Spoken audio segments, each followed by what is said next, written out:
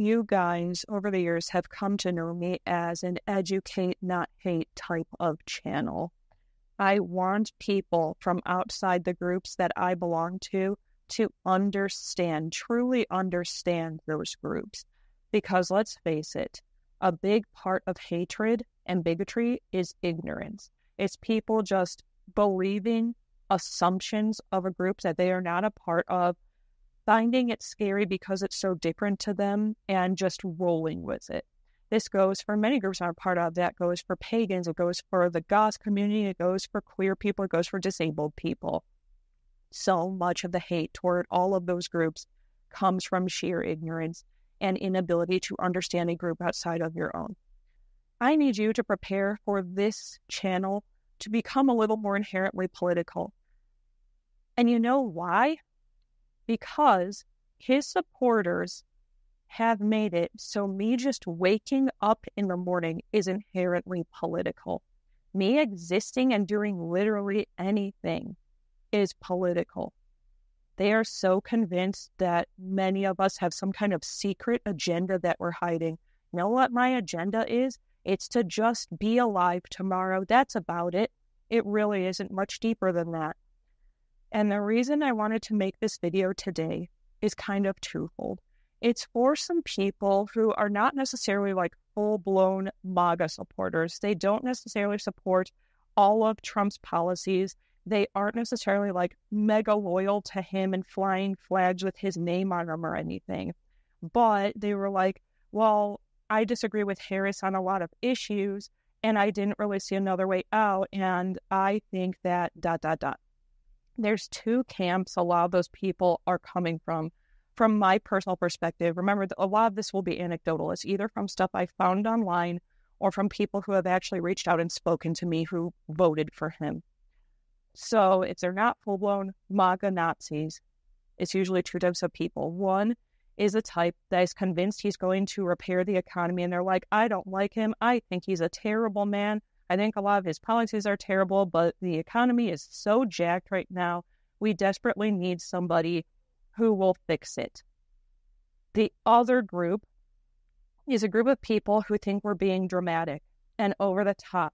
And they have said directly to my face and my wife's face things along the lines of, well, he's not going to do stuff to gay marriage, you know. He's not going to bother gay marriage. You need to just calm down and stop worrying about it.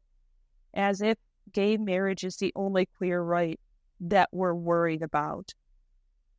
And I'm here to disprove both of those accounts, because all of this, once again, is coming from a place of ignorance, people actually believing either of those things. And ironically, especially with the he is not that bad to the queer community side of things, it's people who are not part of that community saying it's not a big deal. So first, we're going to be talking about the way that Donald Trump's first presidency negatively impacted the American economy, because a lot of people seem to think all of it was 100% Biden's fault. And we're going to be looking at a lot of articles in this video, so strap in, get a snack, get some coffee or tea, whatever you need to get through this, because it's probably going to be a long one. Before we get into like my sources and stuff, there's something I need you to understand. A lot can get done in 4 years as president, but a lot is going to remain undone.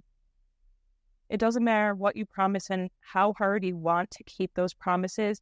It is next to impossible, especially with the fact that the president is not the be-all, end-all of policy in America. They have to put a lot of stuff through the House, the Senate, sometimes the Supreme Court, a lot of which overrides the president in some capacity.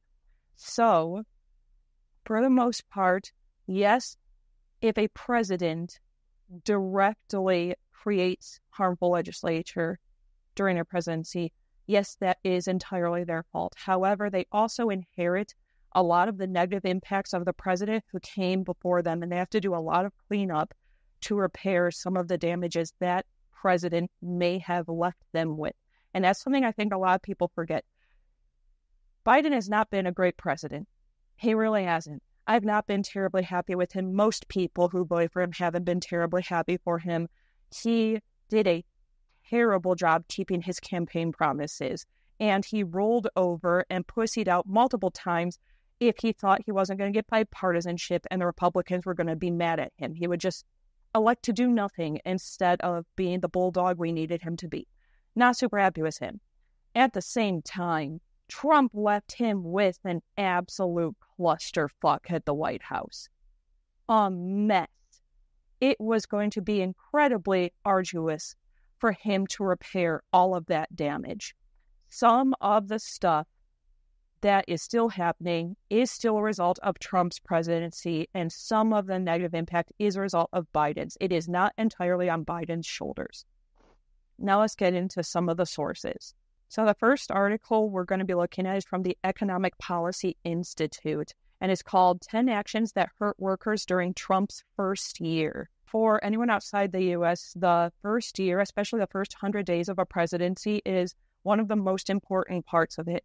It's when they're supposed to enact the most changes, when they're supposed to prove that they were worth your vote and your time and your loyalty. The tax cut law that President Trump boasts will make his wealthy friends a lot richer is just the latest in a series of betrayals of working people by the administration and Congress since Trump took the oath of office on January 20th, 2017. Obviously, by the way, this is an older article. It's from 2018. In addition to passing a massive tax cut for wealthy business owners, Trump and Republicans in Congress have rolled back important worker protections, advanced nominees to key administrative posts who have a history of exploiting working people, and taken other actions that further rig the system in favor of corporate interests and the wealthiest Americans.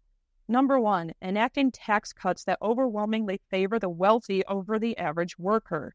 The Tax Cuts and Jobs Act, signed into law at the end of 2017, provides a permanent cut in the corporate income tax rate that will overwhelmingly benefit capital owners in the top 1%.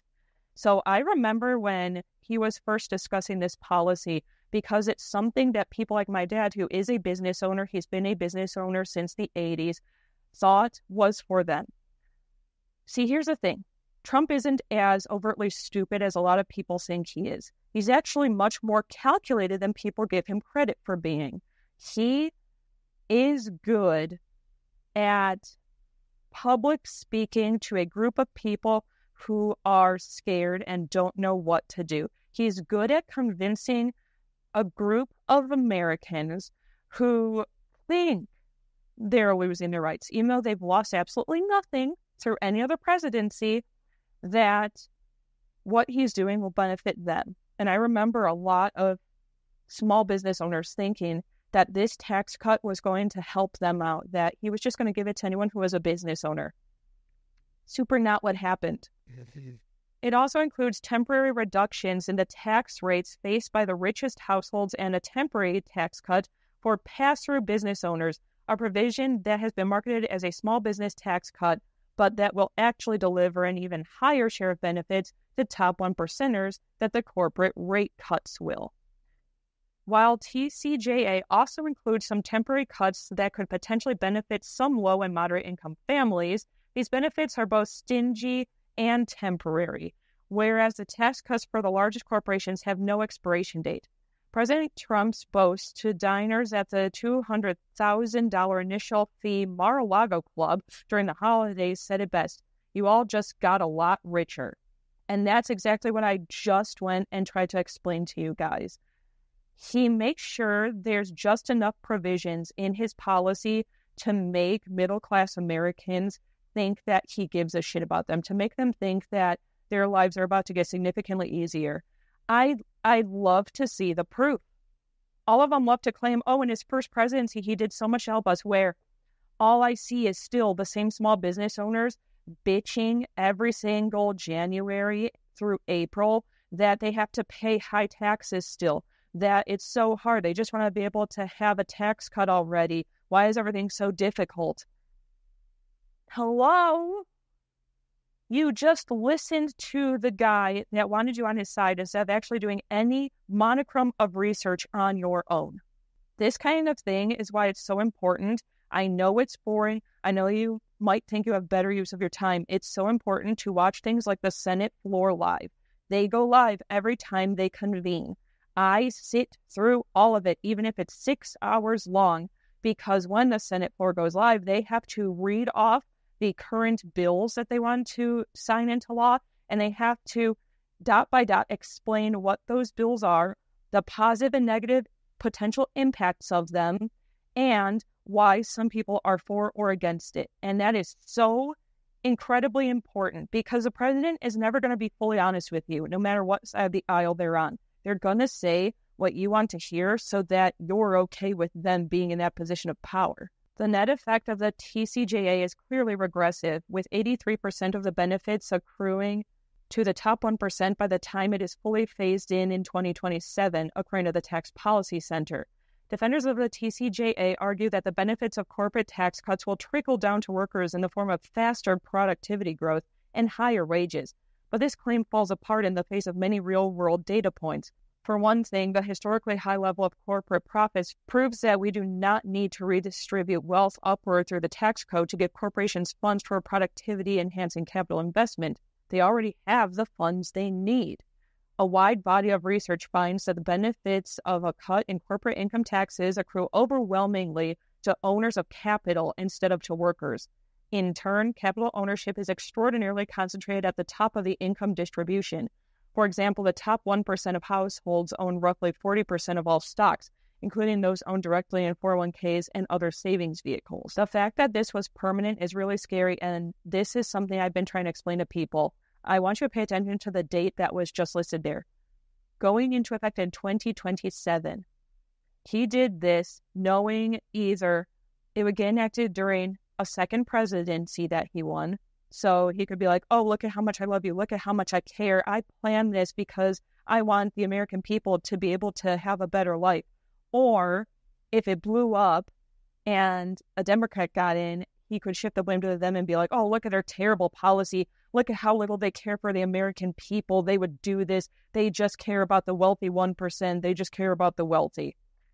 Like I said, he's more calculated than you think. There's more to that point in the article, but we're going to go on to the second piece now.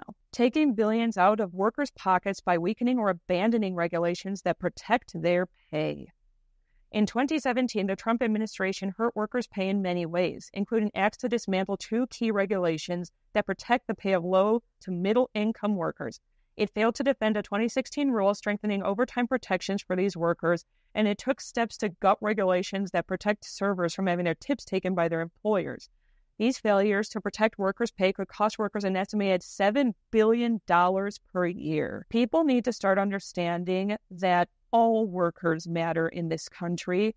You can't just care about CEOs. You can't just care about small business owners. If you are not protecting the most vulnerable worker, people like sex workers, people like servers and bartenders, you're not really working for the benefit of the American people. Early on, the administration voiced opposition to the central component of a 2016 rule updating overtime regulations, and in October 2017, the administration effectively killed the 2016 rule. This action deprived 12.5 million workers of automatic overtime protection and will cost workers an estimated $1.2 billion a year. The 2016 overtime rule, promulgated by the Department of Labor to restore lost overtime pay to American workers by raising the salary threshold below which workers are automatically eligible for overtime pay from $23,660 to $47,476. Prior to the 2016 rule, the threshold had not been adequately raised in more than 40 years. As a result, lower-level managers at retail and fast food outlets who only made $23,660 a year, lower than the poverty rate for a family of four, could be required to work long hours without any extra pay for the extra hours worked. DOL's overdue attempt to restore lost pay on American workers was blocked in the courts of business interests, while Trump administration officials claimed that the new $47,476 threshold was too high. On October 31st, 2017, the administration made clear in legal proceedings that it would not defend the rule. This stance ignores the link between outdated worker protections and stagnant wage growth. One reason Americans' paychecks have not been keeping pace with productivity growth is that millions of low and middle wage workers who should have had access to overtime protections have been working overtime but not getting paid for it. And this is something I definitely have some anecdotal evidence for, both in my own life and the life of one of my close friends. One of my close friends and my wife had to recently take on brand new full-time jobs. The places that they'd been were horrible to work for, or stuff just happened. And in my wife's case, it's that she was tired of taking on temp jobs. She kept trying for like 2 years to find a full-time job. It was nothing but temp stuff. The friend is the one I was discussing where like his old job was like pure evil. And the shitty thing is, even though both of them are getting paid a better wage than they were before now, even though both of them have 40-hour work weeks again instead of like 20 to 25 hours per week, they aren't getting overtime. Overtime isn't even allowed at their companies because the companies don't want to have to pay into it. And this law allowed things like that. It makes it so less work is getting done at these establishments because who's going to sit there an extra hour a day effectively working for free? And it makes it so workers are less incentivized to work hard for the same reasons. Why in the world would I come in 45 hours a week if I know I'm only getting paid for 40? That's stupid. That may have benefited some business owners, even small business owners, because they don't have to take as much out of their own pockets to pay their employees for overtime. But again, the business owners aren't the only ones who matter. If you're not looking out for vulnerable workers, you don't really care. Number 3, blocking workers from access to the courts by allowing mandatory arbitration clauses in employment contracts. Oh boy, this one's going to be a doozy. In 2017, the Trump administration, in a virtually unprecedented move, switched sides in a case before the U.S. Supreme Court and is now fighting on the side of corporate interests and against workers. When the Supreme Court was first considering Murphy Oil versus NLRB in 2016, the Obama Justice Department sided with workers. If, as expected, the now Trump-backed plaintiffs prevail, companies will be able to continue to require employees to sign arbitration agreements with class action waivers, forcing workers to give up their right to file class action lawsuits, taking them out of the courtrooms and into individual private arbitration when their rights on the job are violated. An employer's use of such agreements is likely to increase if the court rules in favor of the plaintiff. Now, as I mentioned before, this is an article from 2018. It is a little bit dated now. This was what they assumed was going to happen under another Trump presidency. Unfortunately, I have seen this. All it takes is scrolling through TikTok for a day to see that there have been companies that have these arbitration clauses, that when people are saying, I am getting hurt on the job, I'm being harassed on the job, you are doing something unethical, you're doing something to my paycheck that I don't agree with, they are forced to deal with this out of court. Even look at stuff like the person who died at that restaurant in Disney. That's a perfect example to illustrate this point. It's horrible. The fact that you wouldn't be able to sue a company you work for if it comes to that, which people don't come to that decision lightly, I want to remind you, who's just willy-nilly taking people to court. It's expensive, it's time-consuming, it's scary, and it's a gamble. You have absolutely no idea that you're going to win for sure. It could go either way depending on the judge that you have or whoever is helping to defend you. Number 4, pushing immigration policies that hurt all workers. The Trump administration has taken a number of extreme actions that will hurt all workers, including pursuing and detaining unauthorized immigrants who were victims of employer abuse and human trafficking while they were trying to enforce their rights in court, and ending temporary protected status for hundreds of thousands of immigrant workers, many of whom have resided in the United States for 2 decades. But perhaps the most inhumane and ill-advised example has been the administration's termination of Deferred Action of Childhood Arrivals, or DACA. Ending DACA is forcing young immigrant workers out of the regulated labor market and into the shadow labor market, where they are easily exploitable by workers by virtue of losing their ability to work lawfully. While a federal district court in California temporarily enjoined the Trump administration on January 10, 2018 from continuing the phase-out of DACA and ordered that they continue accepting applications for renewals, the impact of the decision is unclear. The government will quickly appeal the decision. The timeline for processing renewals is unclear, and no new applications from potential DACA beneficiaries will be permitted. And we all saw how that turned out. Horrible. The DACA situation is horrible. I know that this is a huge point of contention with American citizens. People on all sides of the political aisle have very strong opinions when it comes to immigration. Even people who claim to be leftists say that if you didn't come here legally, the American government is within the rights to do whatever it takes to detain you and deport you. I'm not going to get into that. Yes, I think that there are better ways of pursuing citizenship here than coming here illegally, but that's not who is getting hurt by this provision. It's the innocent children of people who came here illegally, people who did nothing wrong. Their only crime was being born in a certain country. I remember seeing the stories, the reports of people who had lived in America their entire lives. They'd gone to school, they got a degree, they had a good, full-time, well-paying job, and suddenly they were getting thrust into countries they'd never been to, that they didn't know the culture, they didn't know the language of. They were terrified, all because of this stupid, ignorant provision. I don't care how you personally feel about illegal immigration.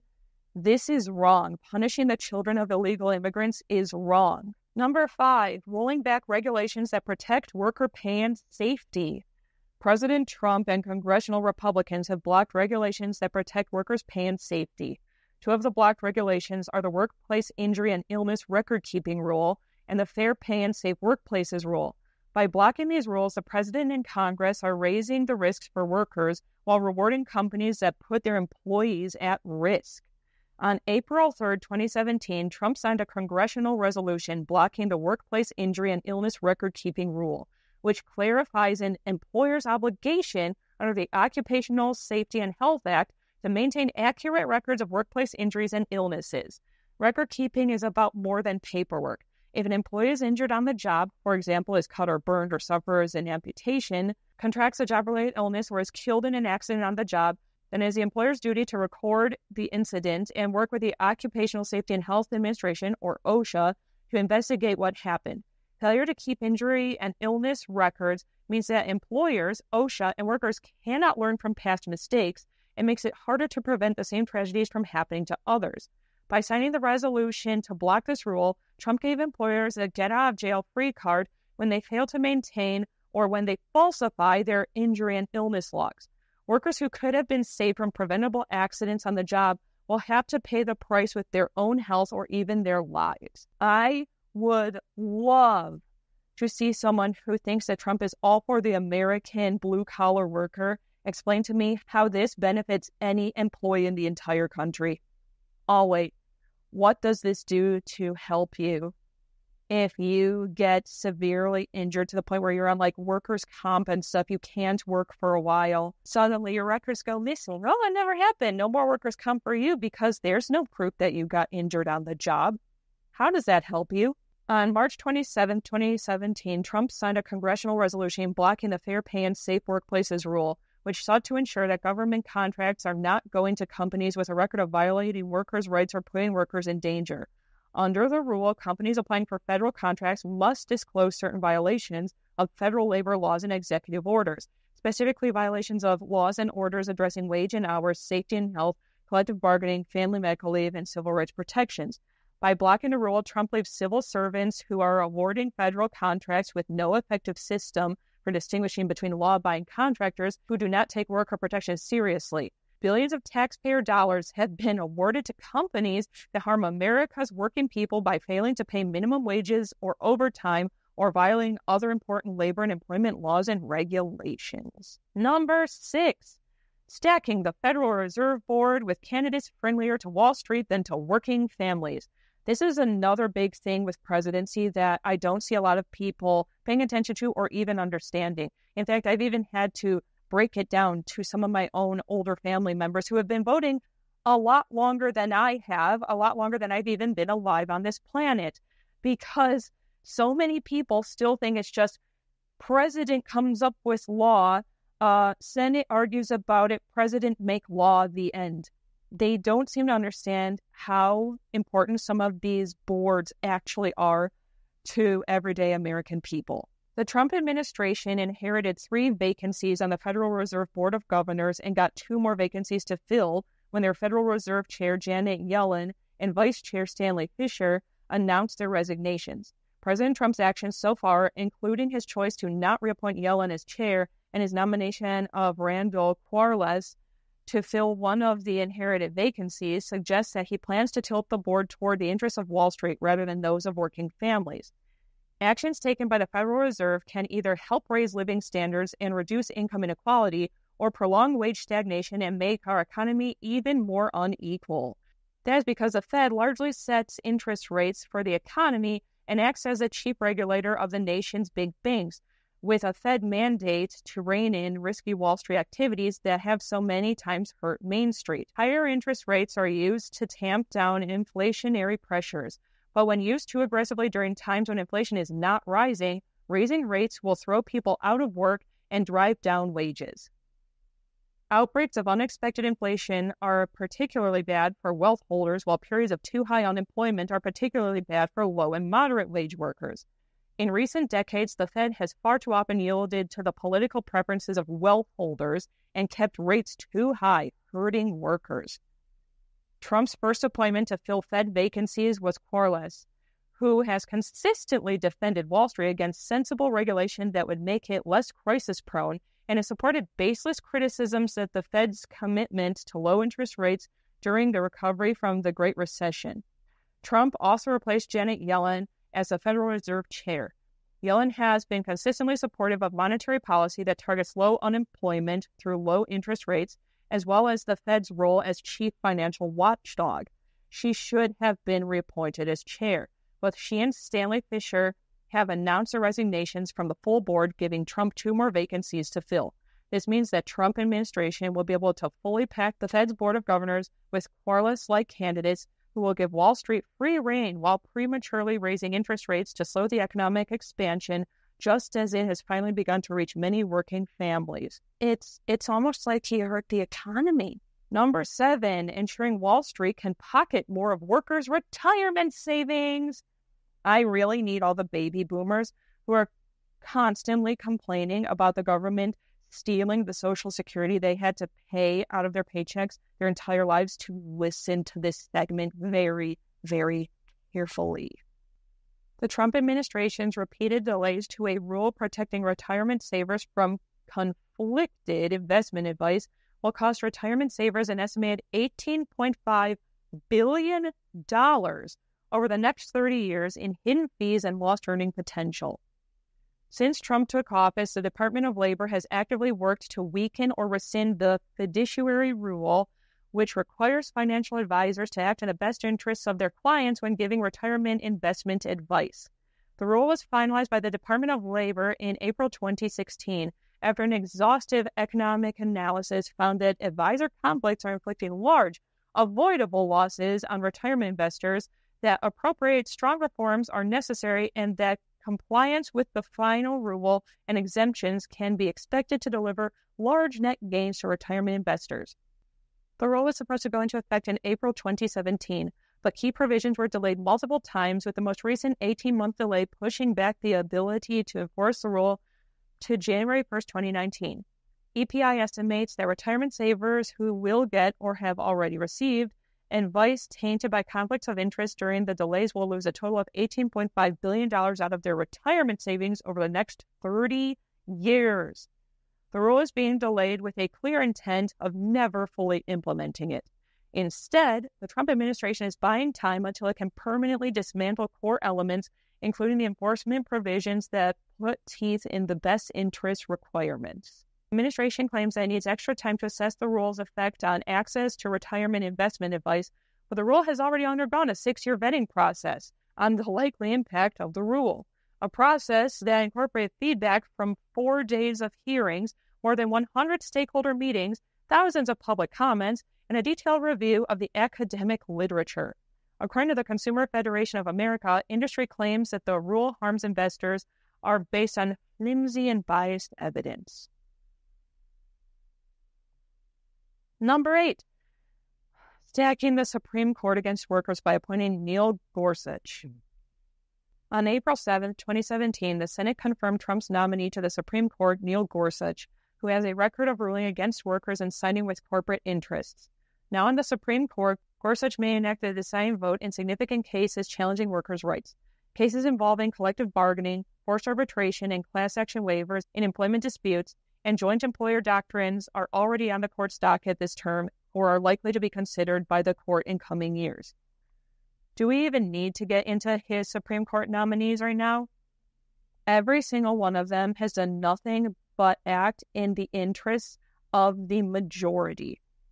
They've acted completely against minorities in this country. They have harmed the women in your life. They've harmed the queer people in your life. They've harmed the working class people in your life. Because all Trump cares about and all Supreme Court people that he nominated care about is the rich, because it keeps them rich. We're going to take a very mild break from the current article and look at one from afj.org really quick called the Gorsuch Record. They have put together a comprehensive list of all the reasons why he is not fit to be on the Supreme Court based on evidence from everything he's done historically. I'm going to be linking it in the description box of this video because it's way too long to get into all of it, but I'm going to just show you this one little paragraph really quick. See right here where it says, Part 3 provides an overview of Judge Gorsuch's record and explains key findings. The overall conclusion of this section is that Judge Gorsuch has, throughout his life, been driven by an ultra-conservative ideology. This ideology is marked by 4 themes. 1. Hostility towards social and legal progress over the last century. 2. Willingness to downplay abuses of constitutional rights by government actors. 3. Aggrandizement of corporations over individuals. And 4. Skepticism of the federal government's role in protecting the health and safety of the American people and a desire to weaken important legal protections. His record demonstrates that Judge Gorsuch is driven by this ideology. He is not an unbiased judge who decides cases on the facts and the law as opposed to his own personal views. Part 4 examines Judge Gorsuch's record on specific issues. It is clear that for many communities, women, workers, LGBTQ Americans, persons with disabilities, and people of color, Judge Gorsuch's philosophy represents an existential threat to rights and freedoms. First, Judge Gorsuch's philosophy of favoring corporations and special interests has resulted in his approval of corporate personhood and rulings against workers trying to enforce laws that ensure safe working conditions, fair wages, and equal opportunities. Moreover, his rulings have made it harder for consumers to seek redress for injuries. Second, Judge Gorsuch has demonstrated hostility towards women's rights. He has questioned the principles underlying the constitutionality protected right of women to decide whether they have an abortion. And as a judge, he has consistently ruled to make it harder for women to access basic contraceptive health services. Third, Judge Gorsuch has repeatedly failed to give proper effect to essential protections for people of color, persons with disabilities, and LGBTQ Americans. Fourth, Judge Gorsuch's rulings have frequently been adverse to immigrants' rights. Fifth, on the key First Amendment issues, Judge Gorsuch has argued for a stronger link between political speech and money in politics, and he has advocated for a greater role in religion in government. 6. Judge Gorsuch has turned away challenges from environmental groups seeking to protect natural resources and public land, while issuing rulings that favor corporations. Finally, in the area of criminal justice, Judge Gorsuch has had a troubling record of failing to enforce important constitutional protections. What a peach. Number 9, trying to take affordable health care away from millions of working people. The Trump administration and congressional Republicans spent much of 2017 attempting to repeal the Affordable Care Act. They finally succeeded in repealing a well-known provision of the ACA, the penalty for not buying health insurance, in the tax bill signed into law at the end of 2017. According to the Congressional Budget Office, the repeal of this provision will raise the number of uninsured Americans by 13 million in 2027. This is, again, proof of what I was discussing earlier in this video, that the stuff he put forth didn't necessarily go into effect during his presidency. It happens over time. No matter who became president next, They were going to feel the negative effects of the shit he did. The individual mandate aims to stop free riding by healthy people that could threaten the efficiency of insurance markets. People not paying premiums when they're healthy, only diving into insurance pools and paying premiums when they are sick. As an article in Time explains, quote, many healthy people would voluntarily opt to go without coverage, and insurers could raise their premiums to cover the remaining sicker population. These higher premiums would in turn cause more consumers to become priced out of the market, end quote. While reports of massive coverage losses ultimately tanked congressional efforts to totally repeal the ACA last fall, the inclusion of the individual mandate repeal in the Tax Cuts and Jobs Act and the Trump administration's cuts to ACA advertising and outreach signal a persistent desire to weaken or abolish the ACA. This is something people are really nervous about with a second Trump presidency right now. I will be one of the first to admit the ACA is far from perfect. There's a lot of aspects of it that I do not think are good. However, I have a lot of disabled friends in my sphere who only have insurance and have only been able to get life-saving care and surgery because the ACA exists. Anytime you make some kind of ruling that allows people who are not disabled, who are not chronically or terminally ill, and who don't know a person who is one of those things personally, when you allow them to be put in charge of whether or not they think a person is sick enough to deserve some kind of help, that is a dangerous, slippery slope that can have permanent consequences that harm and kill Americans. I've mentioned this in other videos before for other reasons. Most Americans with disabilities or chronic or terminal health conditions understand there's always going to be bad actors. There's always going to be people who aren't really as sick as they claim to be, trying to take some kind of benefit or some kind of easier insurance payout that should be going to people who need and deserve it. We get that. We will rein them in ourselves. We would rather have a few bad actors put their nose where it doesn't belong than to have people who need things like ACA not have access to them. I mean, the fact of the matter is, if that goes away, which it probably will under another Trump presidency, a lot of disabled people are going to die. Number 10, undercutting key worker protection agencies by nominating anti-worker leaders. Trump has appointed, or tried to appoint, individuals with records of exploiting workers to key posts in the U.S. Department of Labor and the National Labor Relations Board. DOL is supposed to promote the welfare of job seekers, wage earners, and retirees by, among other things, protecting them from hazards on the job and ensuring they are paid for their work. The NLRB is charged with protecting the rights of most private sector employees to join together with or without a union to improve their wages and working conditions. Nominees to critical roles at DOL and NLRB have, in a word and deed, expressed hostility to the worker rights laws they are in charge of upholding. On January 20th, 2017, his very first day in office, Trump failed workers when he nominated Andrew Puzder, then CEO of CKE Restaurants, to be Secretary of the Department of Labor. Puzder has opposed raising the minimum wage and the overtime salary threshold, criticized paid sick time proposals and health and safety regulations, and was CEO of a company with a record of violating worker protection laws and regulations. While this nomination was ultimately withdrawn due in great part to intense pressure from workers' rights advocates, Trump's original selection made a powerful statement. The president was prepared to support a labor nominee who is hostile to policies that would benefit the nation's workers. And again, this is what's so dangerous about a second Trump presidency. The first time, he was kind of ignorant to what it was to be president. Now he's learned a lot more. Now he can take anything that didn't go his way the first time and make sure that it does this time. Say goodbye to your workers' rights. Editing Mads here. I actually first filmed this video on November 6th. It is currently November 12th and I am still editing it because in case you hadn't noticed by watching it, it's an enormous video. And there's already been a development in what Trump's plans are while I'm still editing.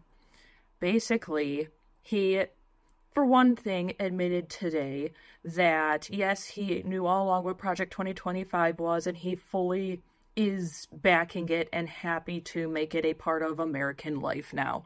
To which, of course, a bunch of the people who are not necessarily MAGA, but who are Republican voters reacted with shocked Pikachu face because, but Trump said he didn't know what Project 2025 was, but he said he would never do something like this. You mean Trump lies?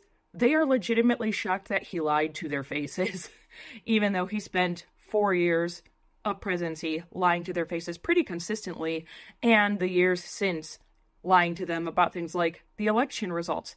Not sure how you can actually be surprised at this point that this man lies, but they are.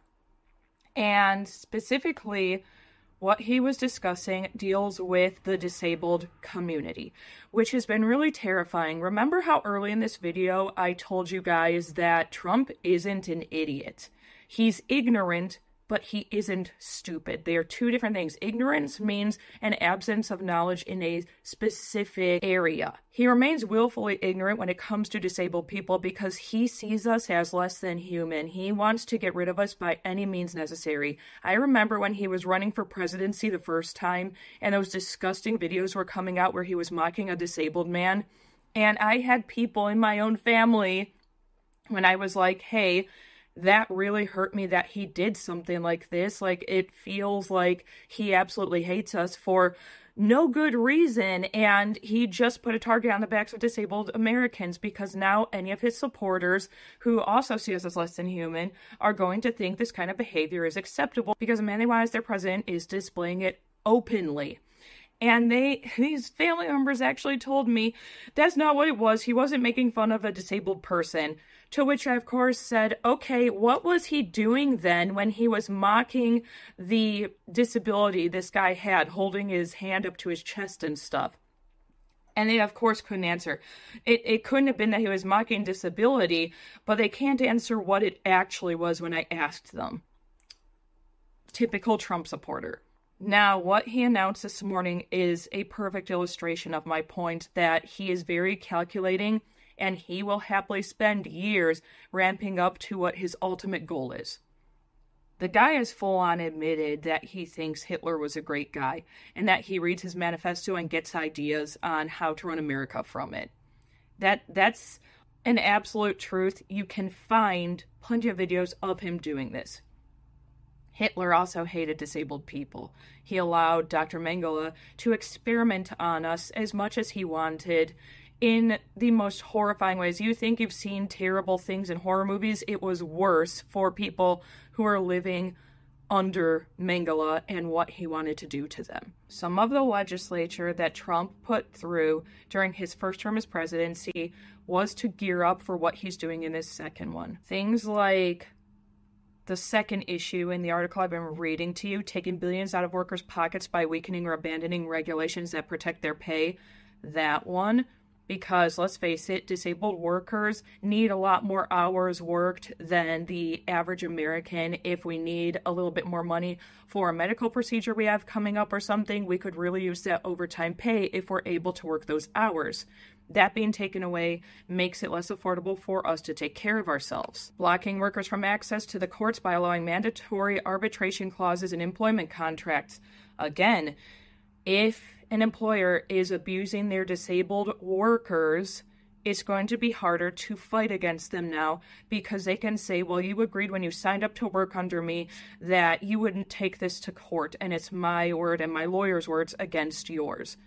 Also hurting, this hurts everyone, but it really disproportionately hurts disabled Americans because we do get taken advantage of more than the average American on the workforce. We're allowed legally to be paid less than people who are non-disabled by a lot too. Look at the numbers. They are horrifying.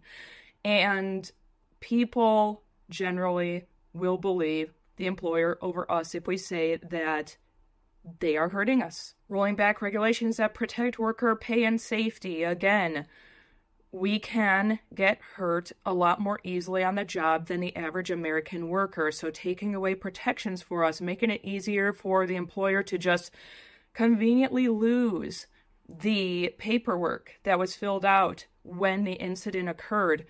This is going to make it very difficult for people who are already struggling to work a normal job to get the help that we need. I have some anecdotal examples of this. I have a friend of mine who was already disabled when she got a new job. And on the job, she told them very plainly, I can only lift X amount of pounds per day, or you will cause me a serious injury. They didn't listen to her. They kept pushing it and basically threatening to fire her if she couldn't do it. And she now has a permanent injury in one of her limbs. It's bad enough that there is litigation being done about it. Luckily, she could find a lawyer who can help her with it. Not everyone is that lucky, though. Not everyone has the resources necessary to get a lawyer to fight on their behalf. This kind of rollback is going to make it even harder to do things like that, because if there's no proof that you were hurt on the job, how are you supposed to get any kind of compensation for that? And if it's a permanent injury now or a disability, you are just screwed. Have fun with that. Because remember, Trump also eventually wants to get rid of disability and Social Security claims. So not only will you no longer be able to work a 9 to 5, you won't be able to get any kind of government assistance if you're a disabled individual. Now, why am I going back to the parts of this article that we already discussed in this video? It's because this morning he said he wants to get rid of individualized assistance for disabled students in school. So for anyone who is outside of the United States or maybe didn't have this when they were in school, what can happen is you can be someone with a learning disability or any other kind of disability and still exist in a regular public school. You don't necessarily have to go to a school for disabled children or anything. And this is all because of individualized care workers. So I know in my school, you could get this one of two ways. One way was if you were just a kid that needed to decompress, sometimes maybe be in an environment with a few less bodies in the room, you could just retreat to a room that could only hold maybe 8 to 10 students in it at a time. And that way you could continue learning whatever you were supposed to learn, but you were less likely to become overwhelmed by the amount of people there. The other way was if you had some pretty serious learning disabilities, but you wanted to exist in the same classroom as your peers, they would appoint you an aide who would kind of follow you around from class to class all day long. And if you were having a hard time keeping up with what the teacher was saying, they would basically just break it down even further because they were used to you and what your individual needs were. So they knew how to explain it in a better way that benefited your particular learning process, which is wonderful. It made it so people like me, were able to graduate. It made it so a lot of people with disabilities were able to graduate when before they may not have had that opportunity because of the fact that they would either get shoved into a school for disabled children that they didn't really belong in, or they were just left behind. So it's a wonderful program. This morning, he said he basically wants to completely get rid of that program. He doesn't see the point of it. He doesn't see the need of it because, remember, we're not human beings in the eyes of Donald Trump. Instead, he wants to make it so anyone who needs individualized care in school will be chucked into the same room where they will learn to do service jobs. All of the legislature from term 1 kind of culminated into this. Because if you look at the legislature that I just discussed, plus this, schools making it so that instead of getting individualized care, you just sit in a room and learn how to stock shelves or something, or do other menial tasks, plus rollback on worker protections, plus no ability to collect things like disability or Social Security, any kind of funding like that, equals disabled people are going to have one of two things happen. Either we're going to be forced to become servants because it's the only job that they're setting us up to know how to do, or if you still cannot do that and you become homeless, he has plenty of legislature about what to do to homeless people. He's going to make sure you end up in prison. He's doing everything in his power to get rid of the disabled community in America. And if that does not alarm you and you're not seeing the pattern of how one legislature affects another to destroy an entire marginalized group, I don't know what else to tell you. And before we get into the next part of the video, I just want to remind you that I am voluntarily sitting here for days and days filming and editing this video to educate anyone who may not be fully up to speed on what is going on with Trump's policies and why a second term with him is so incredibly dangerous for the American people. But I don't owe you this education. No marginalized group owes you education. Please do not seek out marginalized people in your life right now and ask them what you should do, because we've been trying to tell you for years now what you can do to help marginalized communities in the United States. And if you have chosen not to listen until now, you are going to have to do some independent study. Seek out people like me who volunteer this information. For goodness sakes, if you're able to, donate to us, because this is a lot of work. I am taking days off of my actual job to sit here educating people and editing a video for over a week now.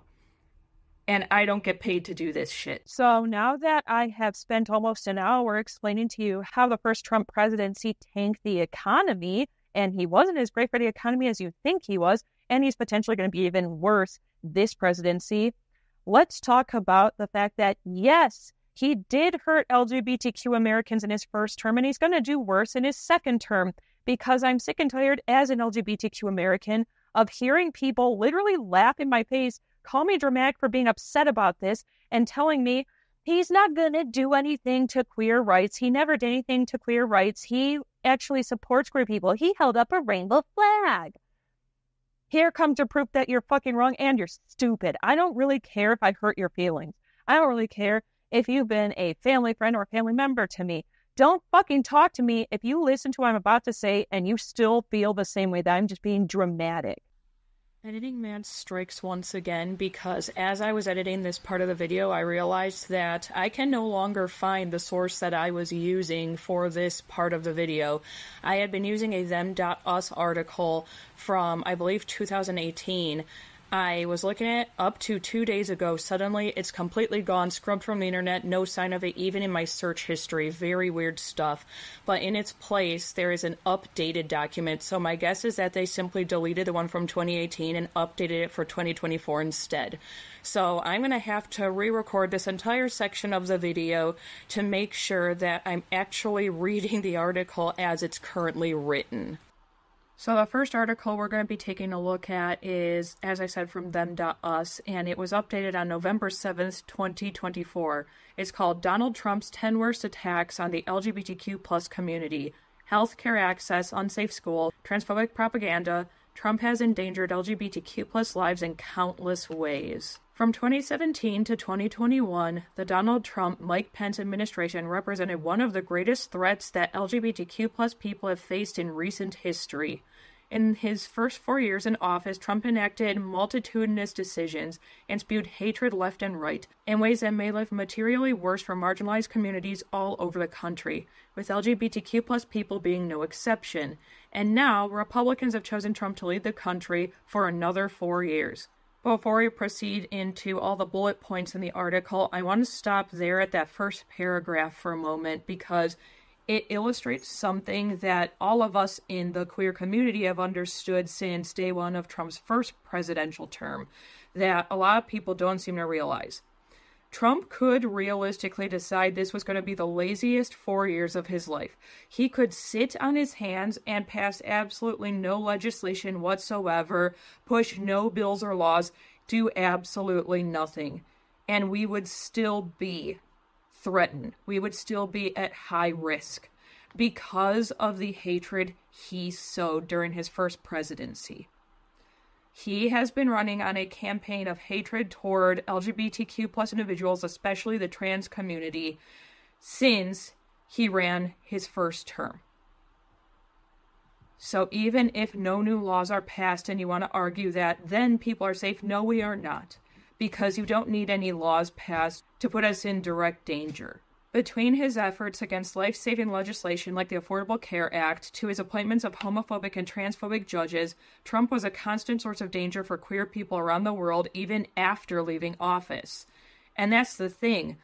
Even after he wasn't president for years, it didn't matter. There was still just as much hatred, bigotry, and pain being thrown at our community as there was when he was actively president, because this just doesn't go away because Biden took over. For one thing, they were even more emboldened than ever because they were angry that their fearless leader hadn't been reelected, so they were looking for anyone that they possibly could to shirk their blame onto, and we were an easy target. And two, while Biden was clearly the better option between the two of them, he has royally fucked up several times throughout his presidency, and one of the ways he did was not codifying pretty much anything to make it so that Trump's cronies couldn't make life even worse. But this isn't a video about Biden and how he failed his presidency. It's about Trump and the dangers that he will inflict upon my community. There are a few issues impacting LGBTQ plus people that he cannot and has not made worse over the course of the Biden administration. Trump zeroed in on trans rights as a new favorite punching bag and promises to enact numerous policies that would harm trans youth and adults alike for years to come. There's a couple more paragraphs after that, but I'd rather just get on to the bullet points. The first one is opposing the Equality Act. One of the most clear-cut ways the first Trump administration expressed hostility toward queer people was through the opposition of the Equality Act, still pending legislation that would ensure that existing civil rights protections cover sexual orientation and gender identity in a way that they already do for race, disability, veteran status, and more. And again, this is where term 2 is going to be a lot more terrifying when it comes to stuff like this, because he's emboldened, he's got a chip on his shoulder from losing the last race, and he has learned to play the Game of Thrones now, so to speak. He already appointed everyone he needs to ensure that he can get done what he needs to get done. He's got the Senate on his side. He may be getting the House.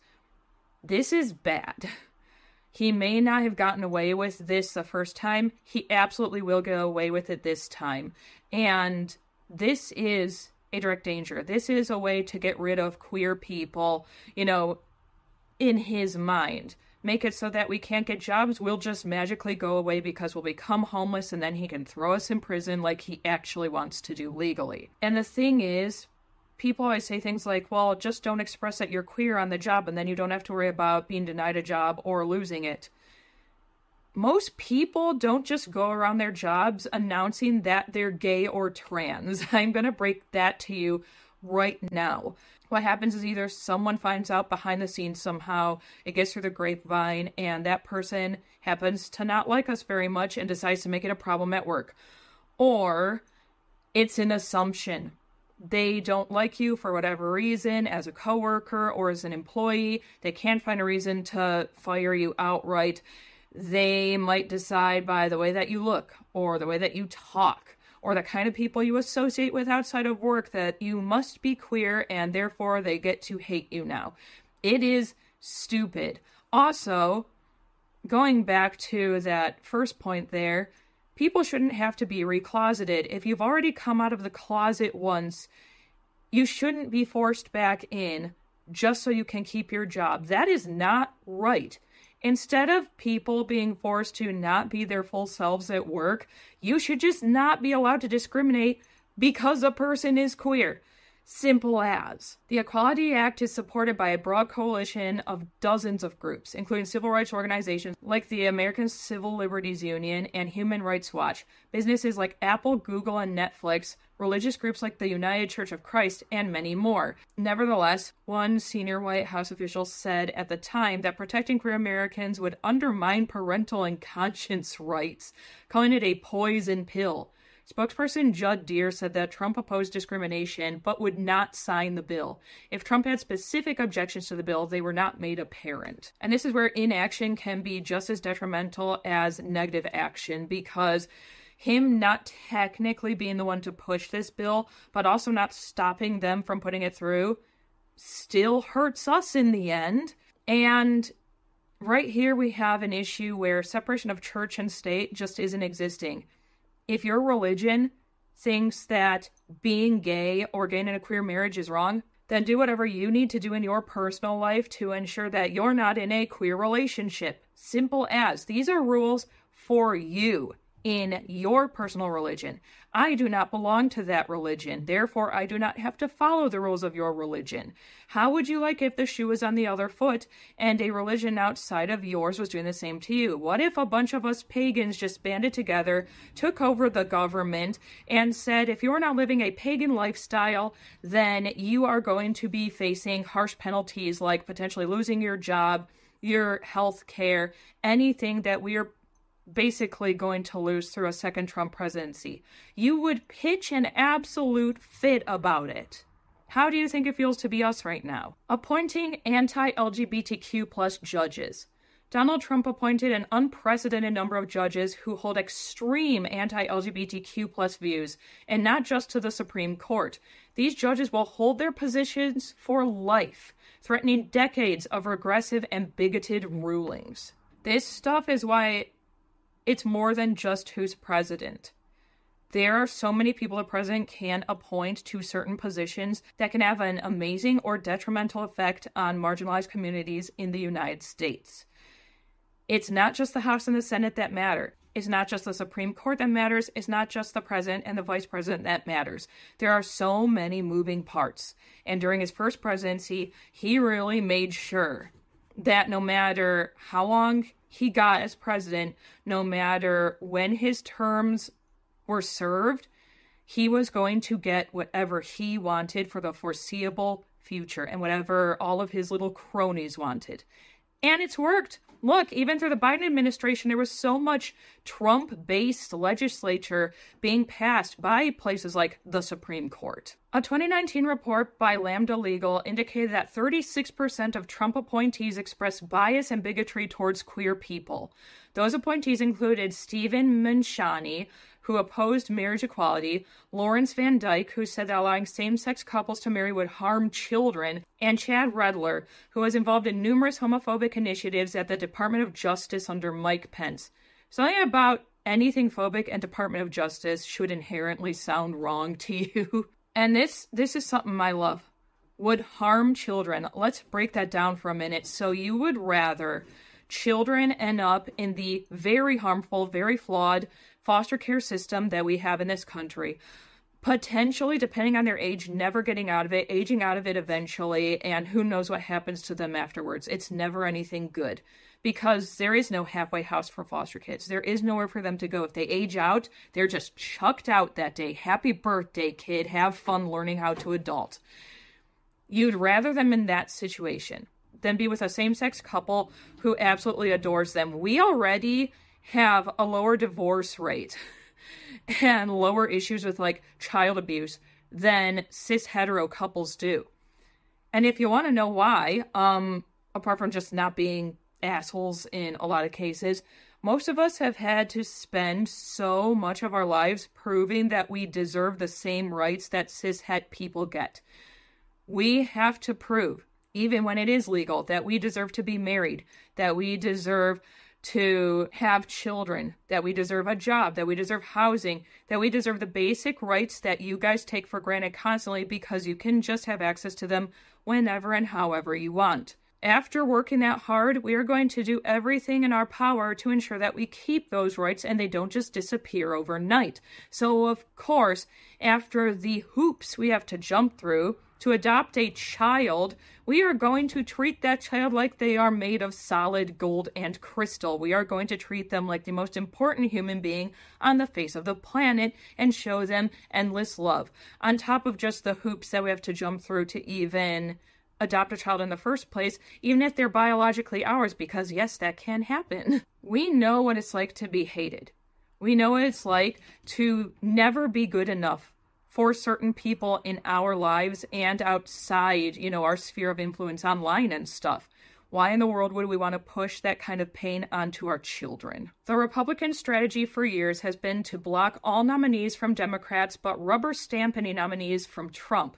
As a result, most of the country's circuit courts are now stacked with Trump nominees, including many unanimously deemed not qualified by the American Bar Association. Many of those judges are associated with the homophobic Federalist Society, which compares same-sex marriage to polygamy. Which, again, it's so annoying when they do these straw man fallacies, because it's all they have. They never actually back up anything with statistics and real-world data. They just make up something that sounds really inflammatory and upsetting to their group, and they all just follow suit like a bunch of lemmings going off a mountain. Polygamy and same-sex marriage are not even in the same field.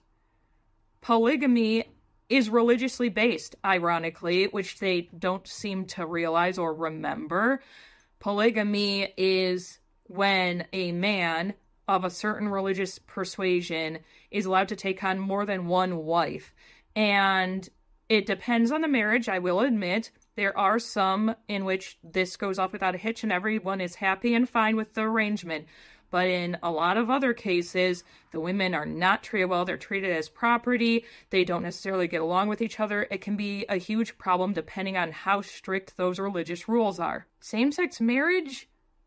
Not even close to that. For one, it can be part of several religious institutions because same-sex marriage isn't relegated to only Christian people.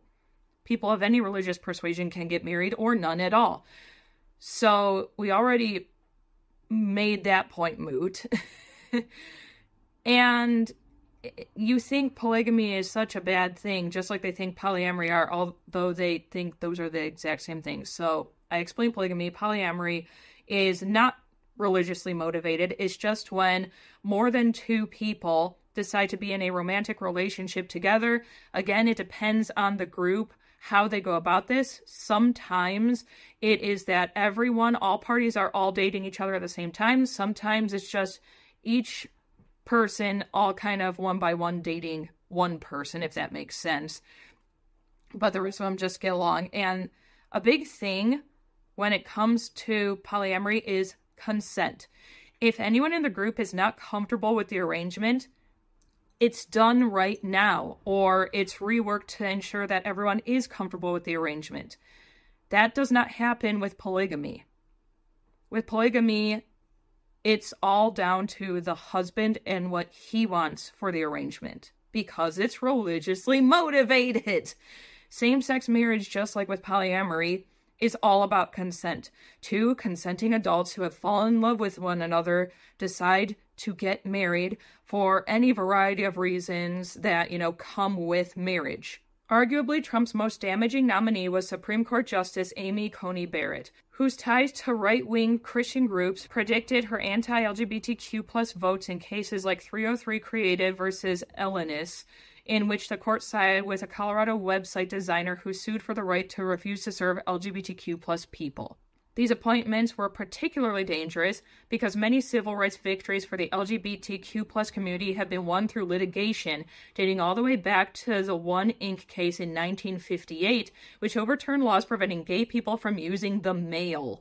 Non-discrimination, sexual freedom, marriage, and access to public accommodations have all been considered by federal courts. Today, anti-LGBTQ+ judges are frequently hearing challenges to those precedents and ruling on the wave of anti-trans laws that have since swept state legislatures across the country. Packing courts with even more anti-queer extremists could further jeopardize the future of LGBTQ+ rights in the U.S. Time for another piece of anecdotal evidence, because I know a lot of people are like, oh, I know that your feelings are going to be hurt and it's going to be kind of sad if you want to get married and, a justice or something, or a cake designer or a website designer tells you no. Just shake it off and go to somebody else. There's a few reasons why that isn't as easy as you seem to think it is. For one, they could out you to the community when you are not ready to be outed yet, and that could put people in extremely dangerous situations. That has happened before. Not to mention, it doesn't stop at cake decorators. Years ago, I had a friend, I'll call her Amanda, and Amanda suddenly started mass texting me in the middle of the night, and I was like, oh, this is unusual, what's wrong? And I was like, hey, Amanda, what's going on? And she said her friends who were pagan married lesbians were currently in the hospital together because one of them hadn't realized she had a serious medical condition and she was actively dying and hooked up to a wall. It was bad enough that they were telling family members to say their goodbyes. There was no way to save her. The friend who was still healthy, we'll call her Monica, was trying to get a hold of Amanda because even though they were married and even though they were grown adults in their 30s at the time, the doctors didn't agree with their lifestyle. And the parents of the woman who was dying at the time didn't approve of the marriage, so they were overriding it. They said that Monica was not allowed in the hospital room at all, not even to say goodbye to her wife of 10 years. And she was not allowed to make any decisions while they were in the hospital, which means even though she knew her wife was pagan and deeply uncomfortable with Christian authority figures. They brought a priest in anyway, so the last things that women ever heard in her life were a priest praying over her and telling her to repent or she would go to hell because of her sinful lifestyle, something that probably put her in panic, and she could do nothing to escape the situation. That woman died, never seeing her wife again or getting to say goodbye to her, even though they were married. This is part of why we fight this legislation so hard, because that's going to keep happening to people. If you've never heard of it before, look up the movie Bridegroom. It's a true story. It's about two men who were deeply in love and married. One of them died in a tragic accident, and his family never agreed with the union. They wouldn't even let him attend his husband's funeral. This is the reality for queer people in America. Overturning Roe v. Wade. The centerpiece of Trump's judicial legacy is undoubtedly the fall of Roe v. Wade, and with it, most of the U.S.'s legal framework for abortion rights. Justices Brett Kavanaugh, and Neil Gorsuch, all nominated by Trump during his first term, joined Clarence Thomas and Samuel Alito in the 5-4 Dobbs versus Jackson women's health decision that nullified Roe in 2022. The loss of abortion protections immediately sent shockwaves through marginalized communities across the country, with many advocates emphasizing that abortion is a queer issue and that the fights for abortion are inexorable from the fights of trans health care. 2 years later, abortion is illegal in 13 states and heavily restricted in others, leading to tragic and preventable deaths. Opposing job protections for queer people. The first Trump administration poured considerable resources into blocking basic job protections for queer people, insisting that employers should be free to fire workers for even suspecting that they might be LGBTQ+. Under Trump, the administration filed briefs in the landmark Bostock case before the Supreme Court, arguing that existing civil rights laws should not be interpreted to cover sexual orientation and gender identity. This put them in opposition to the Equal Employment Opportunity Commission, creating an unusual situation in which the federal government had to argue against itself in court. That's what we said, too. For everyone who thinks marriage is the only issue on the chopping block, right there, plain as day, it says that he wants to make it so you can fire us for even suspecting. That's what I just got done saying a moment ago, that people can just go, I don't like that person, I've decided I think they must be gay, so fire them. And they'll be able to, simple as that. Trump also pushed a policy change that would allow federal contractors to discriminate against LGBTQ+ employees. The Department of Labor proposal would have ended a non-discrimination policy dating back to 1965 and would have granted contractors wide latitude to claim religious freedom as justification for mistreating employees, essentially ending non-discrimination protections for queer workers since they're not explicitly protected under non-discrimination laws. Mistreating employees? In 2020, the Supreme Court ruled that Title VII of the Civil Rights Act protects workers from discrimination based on sexual orientation and gender identity. Considering three cases, Altitude Express Inc. versus Zarda, Bostock versus Clayton County, Georgia, and RG and GR Harris Funeral Homes Inc. versus Equal Employment and Opportunity Commission, a funeral home. Okay, moving on. The court found that it is impossible to discriminate against a person for being homosexual or transgender without discriminating against the individual based on sex. Following that ruling, Trump tweeted, "The Supreme Court doesn't like me. They won't let me hate people who are trans. They're being mean to me." Denying health care. Under Donald Trump, the Department of Health and Human Services wiped out medical protections for queer people established under Obama's Affordable Care Act. The rule change ended a policy that protected queer people from discrimination in healthcare settings, gutting a portion of the ACA known as Section 1557. Implemented in the summer of 2020, the change came amidst the still ongoing COVID-19 pandemic, which has since been shown to have disproportionate health risks for LGBTQ+ people. I'm going to just stop for a minute to tell you right now, if you are a healthcare worker in any setting, and you think it's okay to break your Hippocratic oath and deny someone access to health care because you don't like the way they live, find a new profession. Find a new hate-filled profession, because your job is to help everyone, regardless of what walk of life they are. You don't get to pick and choose who deserves health care under you, or what kind of health care they're getting. You don't need to understand it, but it's your job to accept it and deal with it. The administration also worked to dismantle the ACA overall, which would be devastating to queer people. Not only did the ACA extend non-discrimination protections to queer people until the Trump administration made its changes, but it also dramatically expanded access to health care for sexual minorities. Queer people are more than twice as likely to be uninsured than cis straight Americans, and studies showed that the ACA led to significant increase in coverage for low-income LGBTQ plus people. And we already kind of went over this at the beginning of the video, so it doesn't really bear repeating. It's just to show you that queer people are directly affected by that. Making schools less safe for queer kids.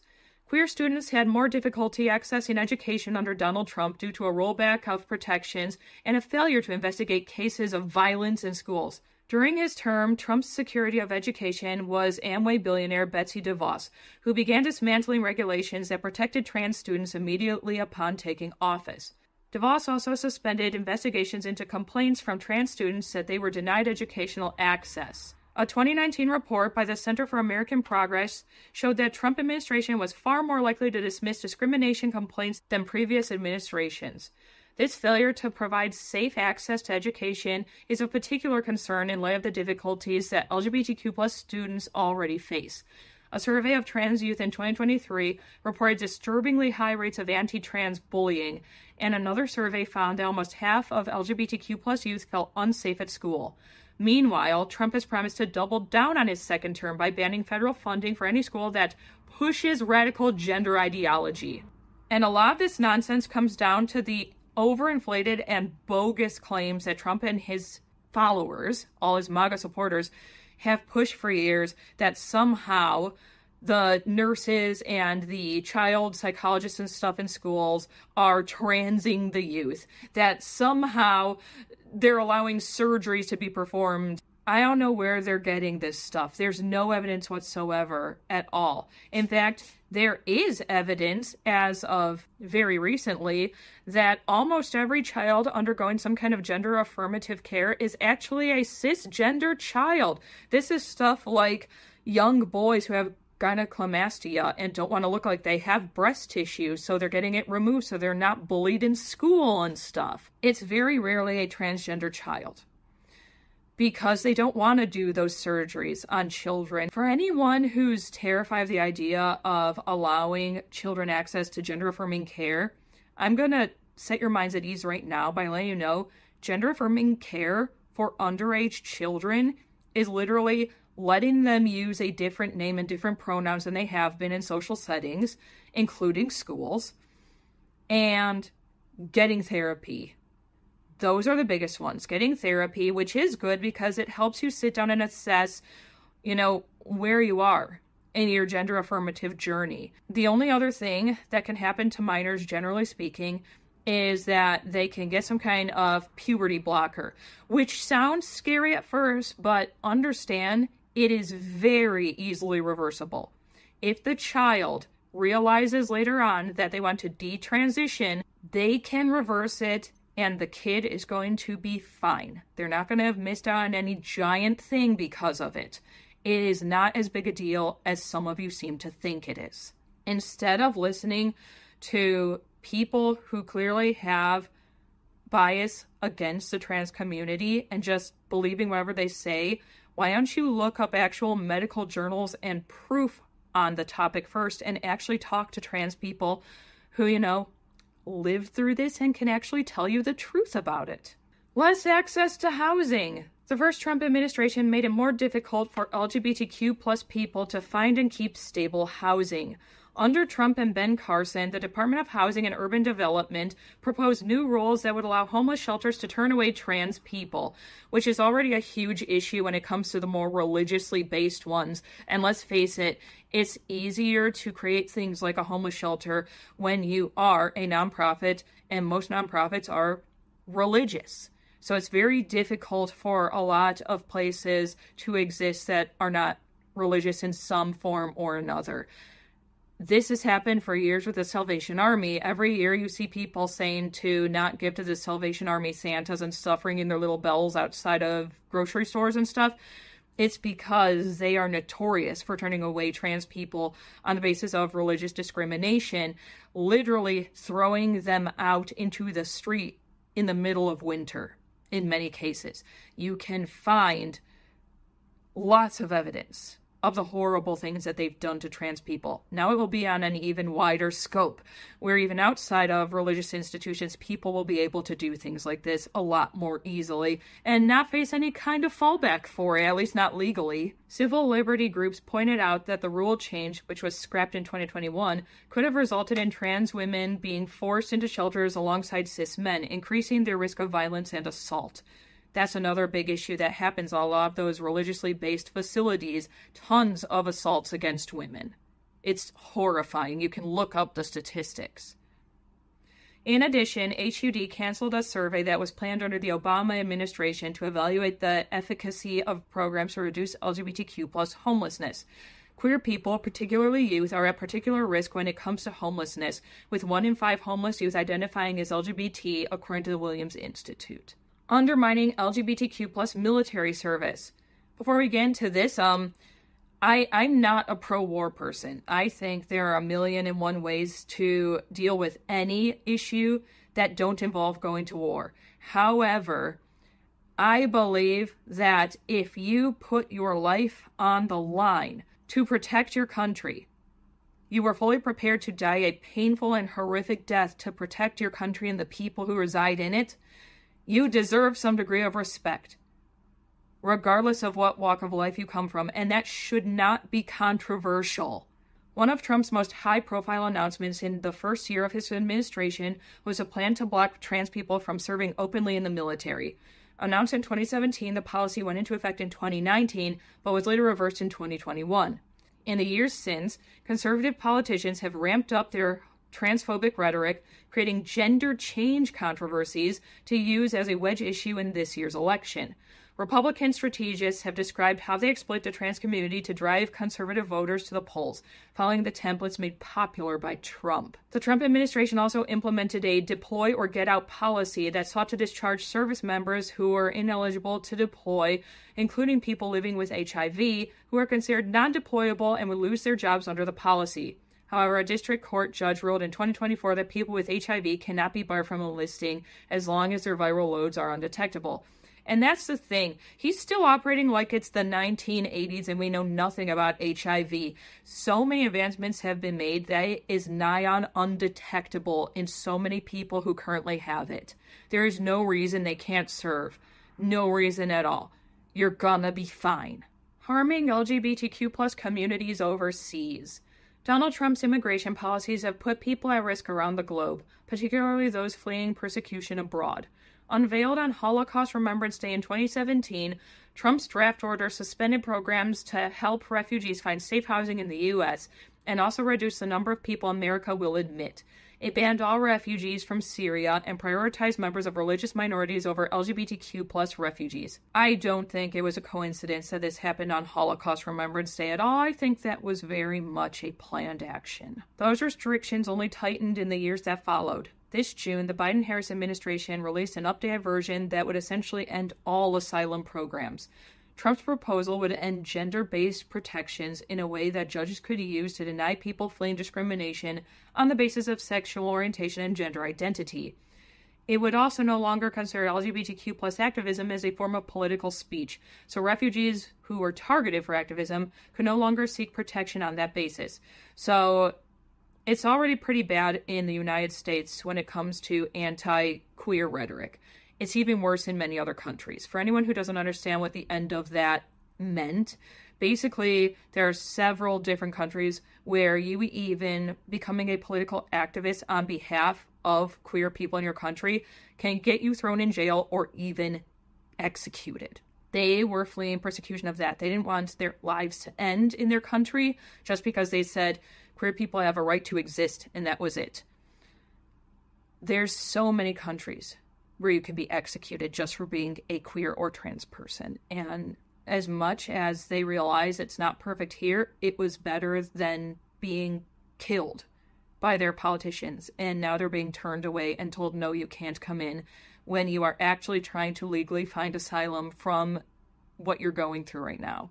The Trump administration also pulled the U.S. out of the UN Human Rights Council, calling it a cesspool of political bias. That alone would bode poorly for Palestinians and Muslims around the world, even if Trump had not declared in 2023 that he would block refugees from Gaza and expand his Muslim travel ban in his second term. As if that is not chilling enough, in his June debate with Biden, then the presumptive Democratic nominee for president, Trump famously said that Biden should let Israel finish the job in Gaza. There's no words. You should know by now how I feel about everything I just read. What the fuck? What's more, the U.S. has so far failed to take any substantive action on LGBTQ plus human rights abuses in countries like Chechnya, where violently homophobic leaders are connected to key Trump ally Vladimir Putin. When Brunei announced plans to impose the death penalty for queer people in 2019, the most that the administration managed to say was that they were concerned. In the past, Mike Pence defended countries that execute queer people. This is what I was talking about before. That right there. It's people who are trying to do the right thing, to say that you have a right to exist and to live another day. And the fact that people working under him, that closely with him at the time, like Pence was his VP, remember, being happy that they were executing us. And if you look into Mike Pence, let alone from Mike Pence himself before the 2016 election, this man basically has said that he would love it if we could legally put queer people in the United States into concentration camps. The dude goes hard with his hatred of us. Stoking violent transphobia. Much of Trump's rhetoric on the 2024 campaign trail was focused on a manufactured crisis of migrant crime, but he was also propelled by anti-trans propaganda. Amid months of campaign stops where he declared war on the gender insanity, Trump and his affiliated PACs spent tens of millions of dollars on primetime TV ads proclaiming Kamala. I'm sorry. I struggled to read this because there were ads on TV, on YouTube, on streaming platforms, literally inescapable ads, not only from the Trump administration,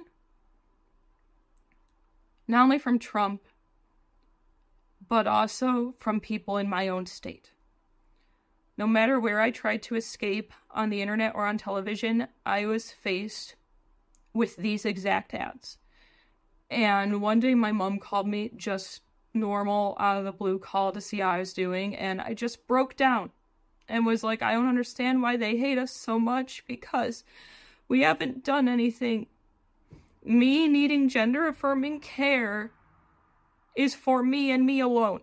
It only affects my body. It doesn't affect you in any way. I'm an adult.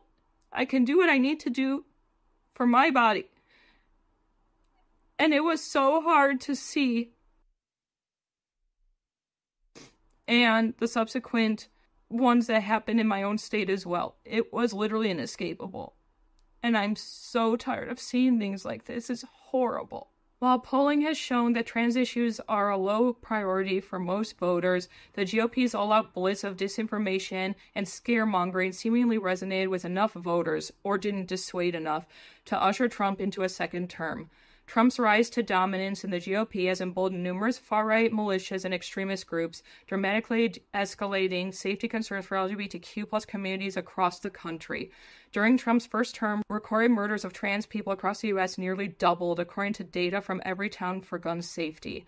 Recent federal data has shown a concerning rise in hate crimes against trans and gender nonconforming people, a trend that shows no sign of slowing or reversing in the next 4 years. If you are someone who happens to be on Instagram, I want you to follow a very important account. They're called So.Informed, so.informed, and they update every single day. And the reason I want you to follow them is because they do nothing but show statistical data for what hate is doing around the world. They do a lot with Gaza, but they also do things like share statistics on gender-affirming healthcare with trans children and stuff. On top of that, if you're not already following them, follow the Trevor Project everywhere. They do amazing work, and they tell people statistical data as well. 6 days ago, they posted something on their Facebook that says, "We've read your messages, seen your posts, and have witnessed your emotions rise and fall over the last 24 hours. We feel your anxiety, hold your grief. We'll care for your pain in times of great sorrow and champion you in moments of triumph. Politics is personal, but you are a person first. Your feelings matter and are valid. Your humanity is precious. You will never be reduced to a ballot measure. You deserve a safe space to feel everything. We will always create that for you. We are here no matter the outcome of any election, and we're not going away." And if you still need a little more information on just how bad things have gotten, in the hours following Donald Trump's victory, a leading suicide prevention organization for LGBTQ youth saw a huge spike in calls. November 6th, the Trevor Project saw an overall volume increase of 700% compared to the weeks leading up to the election. The Tennessee Equality Project says they are committed to helping LGBTQ youth in Tennessee, vowing to, quote, fight for the equal protection of the laws and against the targeting of all our communities. Ahead of next year's legislative session, they are holding an informational meeting. That is December 18th at the Green Hills Library.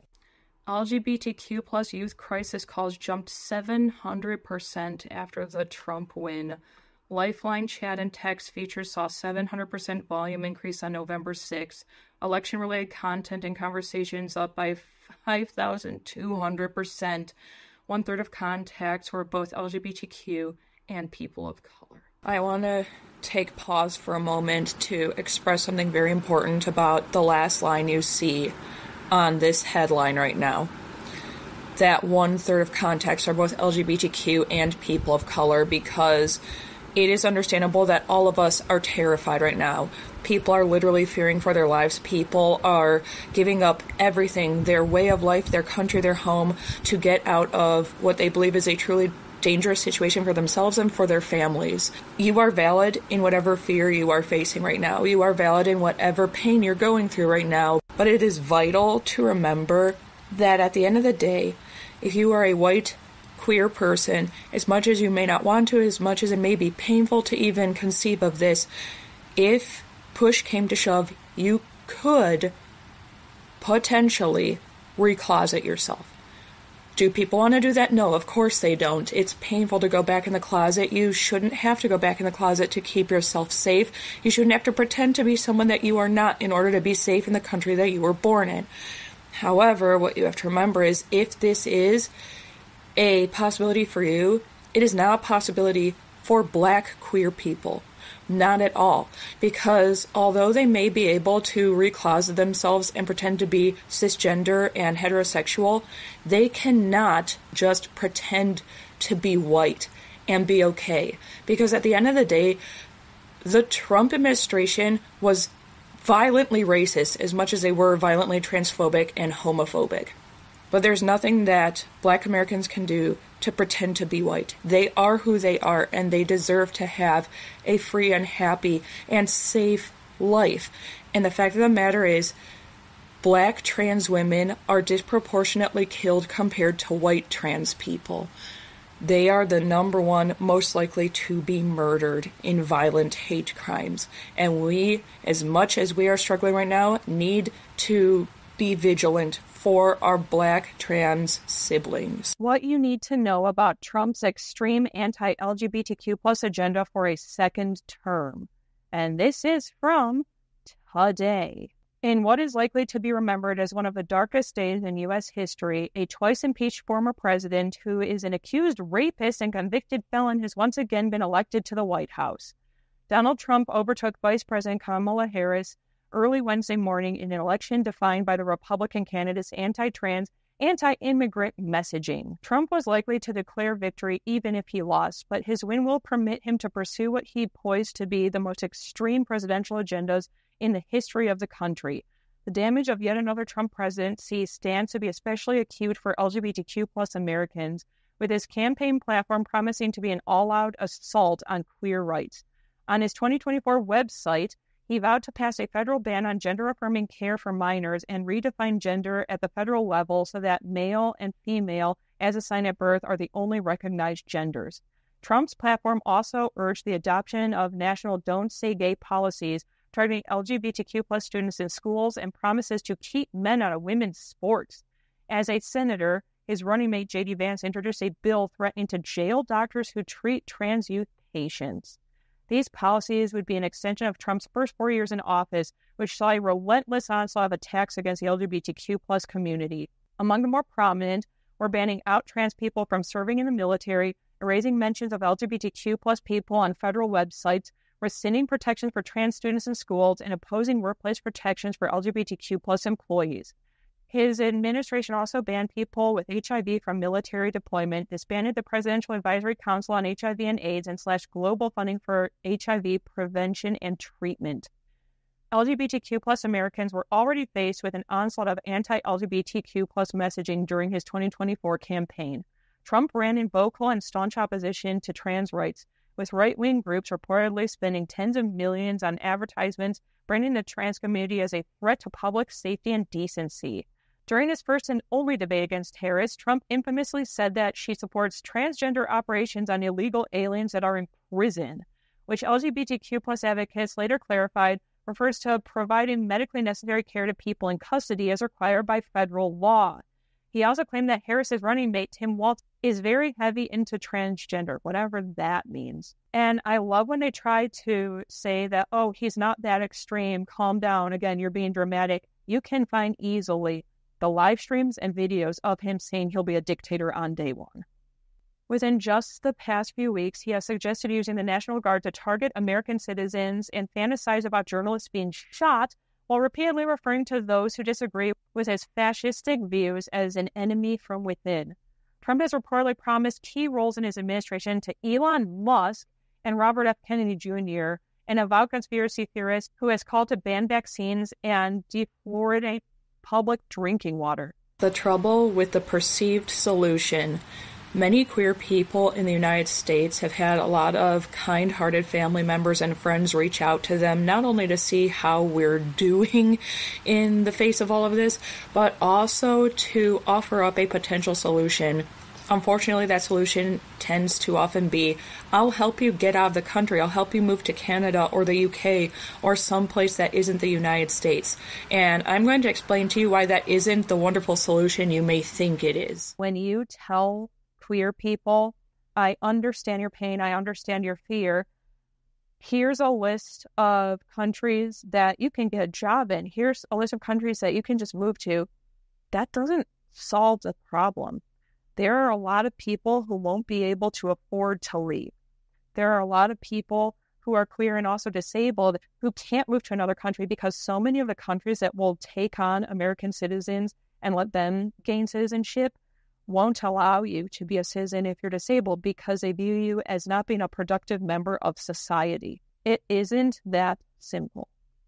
Even if you potentially have a person that is safe for you to stay with, they can also deny your visa. They can deny your application to work in that country and decide, I don't think that actually you have what it's going to take to work here. I don't think that you're going to give enough back to our country. And then what? Not to mention, the more marginalized people take off and go to other countries, the less safe it becomes for the people who are left behind. The people who are too poor or too sick or too disabled to leave are going to be stuck with the mess here. And I'm not angry with people who are leaving. I understand completely why a lot of people think the only way they'll ever be safe again is by getting out of this country. I don't fault them at all, even people that I know who are doing it. But it sucks that so many of the rest of us, even more disproportionately harmed by this rhetoric and by these policies because we're going to be even more severely outnumbered now. That is what I wanted to share with you. This is probably the longest video that will ever end up on my channel, but it's also one of the most important videos. I encourage you to share this with anyone that you think will actually bother to listen. And I was considering sharing information at the end of this video about the fact that medically there's more than two sexes and more than two genders, but I think it'll end up being 3 hours long by the end of that. So I may make an entire new video just around that information for anyone who wants it to help you educate people in your life.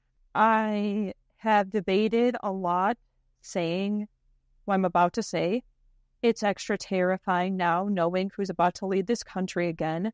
But I refuse to live in fear, and I refuse to be recloseted. I've been out of the closet too long to get stuffed back in there right now. The video I'm about to show you is from the friends only part of my TikTok account. I had actually recorded a section for this video where I explained what was said in the TikTok video.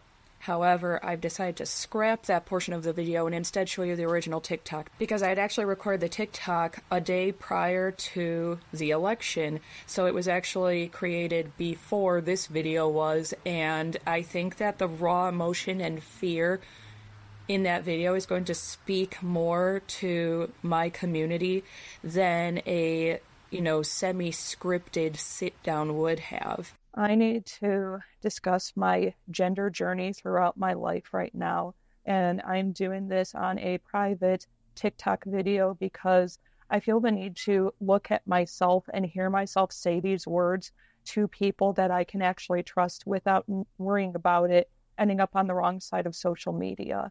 I grew up in a Catholic household, very strict Catholic household. You read the Bible every single day. You went to church every Sunday and every holy day. Even if you were sick, it didn't matter. You went anyway. And you went to confession from a very young age, way too young to even understand what a sin was in the first place, let alone try to atone for those sins. Very strict. Even went to Catholic school. And obviously, most people know Catholics aren't super keen on the queer community, but it wasn't quite as dramatic as TV and movies make it out to be. There was no pastor standing up at a podium screaming that the gays were destroying the world and that you were going to hell if you were queer. What they did was a little more underhanded and sinister than that, in my humble opinion. What my school and church did, and my parents, is decided if they never brought up the queer community, their kids would just magically not be queer. Unfortunately, as I'm sure you can imagine, that didn't really work. Instead, I was just a very confused and scared child as a result. I remember when I was 6 years old, it was the first time I had ever self-harmed because I didn't like my body. I always remember as a kid, like in my diaries and stuff, which are long gone now, writing things like, my body doesn't fit right. It feels like I'm trying to put on a shirt that doesn't fit and it's too tight and it's wrong. And I still kind of discuss it in those terms. It feels like my body doesn't fit right because it doesn't. There's aspects of it that make me horribly uncomfortable. And from a young age, my mother had to buy me dresses that had built-in shorts because she knew I would be like hanging upside down from trees and flashing the neighbors and stuff all the time. Now, my mom was a tomboy growing up. She grew up as a child of like the 60s and 70s when little girls were supposed to always be in cute dresses and acting ladylike. And she didn't like that. She wanted to like hang out with her brothers in ponds and stuff and go frog hunting and wear jeans and stuff. So she did allow us to somewhat have freedom in what we were dressing in terms of like wearing jeans and stuff because she didn't want us to feel as boxed in as she did. And I do appreciate that. However, there still was a lot that was gendered about our lives. For one thing, whenever there was a special event like a wedding, a funeral, going to church, anything like that, we had to wear dresses. There was no question about it. We were wearing dresses. And my middle sister and I would just fight her on it tooth and nail. We didn't want to wear dresses. We didn't want to look girly. What the hell? We don't want to be like this. Stop it. My youngest sister was like a clone of my mom, so she had no problem with it. She loves being girly. She just fell in line with anything my mother said, so she was the favorite child. In 7th grade, the school I had been attending got shut down, and my parents decided it was way too expensive to keep sending us to Catholic school, so we got thrust pretty violently out of Catholic school and into public school. Fish out of water is a giant understatement for how terrifying and different that was. But the one good thing about it was that we had to be around people with different mindsets than what we were used to. And I made friends with a bunch of queer goth kids. And goth music and the subculture and the people in the subculture, all of it really helped save my life. I was such a depressed kid because, again, like, I didn't realize what was going on, but I was not the gender I was assigned at birth, and I had no verbiage to express that at the time. So hanging out with them and seeing all these boys that were wearing just as much makeup as the girls and had long, pretty hair and stuff, and all listen to the same music, and like gender didn't matter, it was amazing for me. It was life-saving for me. And they started helping me understand what the queer community was. And I was happy. For a long time, the only time I got to express who I truly was at Halloween. I would constantly dress as male characters for Halloween, and my mother didn't get too fussed about it because she was like, I mean, it's just a Halloween costume. Like, it's no big deal. She didn't really think twice about it. But then we had 3 dances per year in my high school. There was homecoming, there was prom, and there was Winterfest, which happened in February. And all the girls wore their like big poofy dresses and everything for it. I went in a 1940s men's suit, complete with fedora. And I was very happy. I loved every moment of it. I was enjoying myself. But leaving the event, you may as well have just spray painted a target on my back. The hatred and bullying I was receiving was very difficult to get through. All the way to my parents' car, they were doing it. And I made friends with another kid who didn't quite fit into the gender binary either. And what would happen is there was the road my school was on, and then you hooked left and you were at the public library. We would go to the library together after school for about an hour until my parent would pick me up. And on the way to the library from school one day, this kid grabbed a hunk of gravel out of the road, chucked it at our heads, and screamed the F slur. And that was only the beginning of the end. This kind of thing continued on pretty much throughout the entire time I was in high school. It was ugly. It was hateful. It was horrible to go through. I wouldn't wish it on anybody. And that already scared me out of coming out to my family or too many people in my life outside of maybe 2 friends. Well, I graduated high school and I started solo traveling. I would travel to other states and other countries completely on my own just because I felt like it. And something wonderful I realized is it's just me alone in a hotel room. I can express myself however I want. So I bought nothing but men's clothing. I completely threw out my entire wardrobe and replaced it with only men's fashion. I got a packer, I got a binder, I did myself up and I called myself Jeffrey. I met a bunch of nerds online in a little role-playing group. I told them I was Jeffrey. I sent them a Facebook account where I was living as Jeffrey, and I was truly happy. And even the guys in the group were really accepting of what I wanted to be called and who I was. They understood completely somehow. And it was wonderful. It was some of the best time of my life. I went to a carnival all decked out like that. And for the first time ever, when I was ordering food, a guy said, "What can I get for you, son?" And the elation in my heart has been unmatched by any other moment in my life. I got back home. I ran out of money, had to come back to my parents' house for a little while. As soon as I got to my parents' house looking like that, my youngest sister was in the front yard with my mom. They made the most disgusted expression I've ever seen on their faces in my life and said, "Where did your boobs go? Why would you want to look like that?" And just kept going on and on and on. And I panicked. I threw away my packer. I only wore my binder when I would be out with friends and nowhere near my family members. And I almost went hyper feminine for a while because I was so terrified. And some people may go, "That doesn't even sound that bad. Why were you so scared?"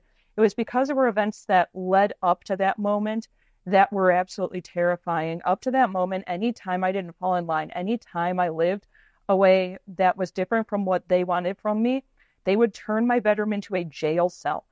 I'm being literally serious. There'd be a single blanket on the bed. They would take everything off the walls so they were barren, no rugs, no nothing. 1 pair of jeans, 1 American flag t-shirt, and a Jesus statue is all I was allowed if I wasn't being what they wanted me to be.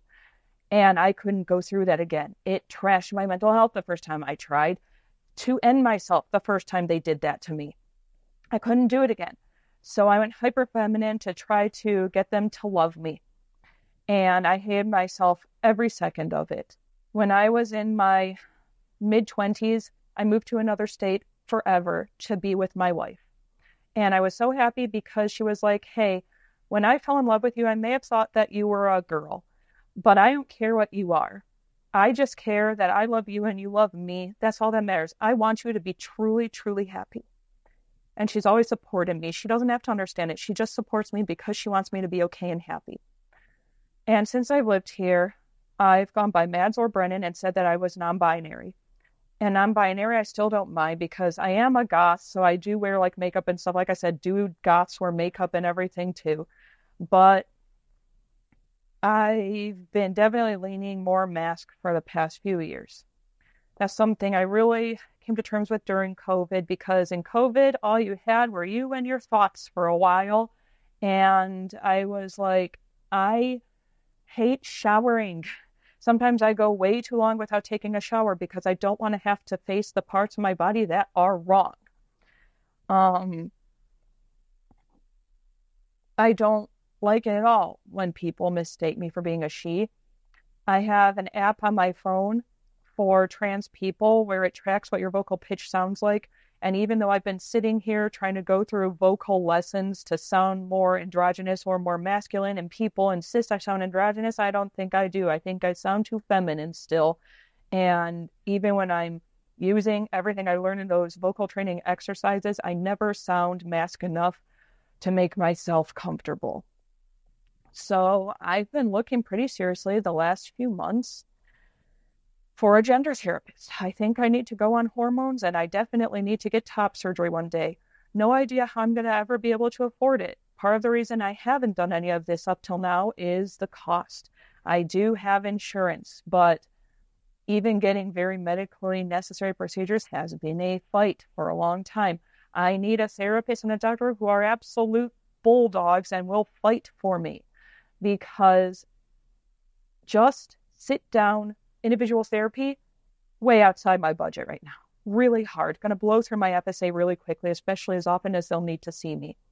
And then on top of it, getting hormones and stuff. It's going to be hard. But I haven't really told anyone that I'm getting that serious about it yet. And this was the best way I could think to do it, because if you can see this video, I truly, truly trust you with my whole heart.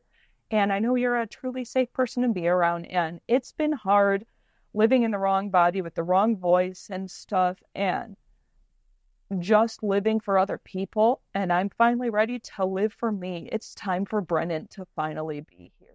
I thought I could go my entire life without getting hormones or without getting surgeries, but that is simply not the case.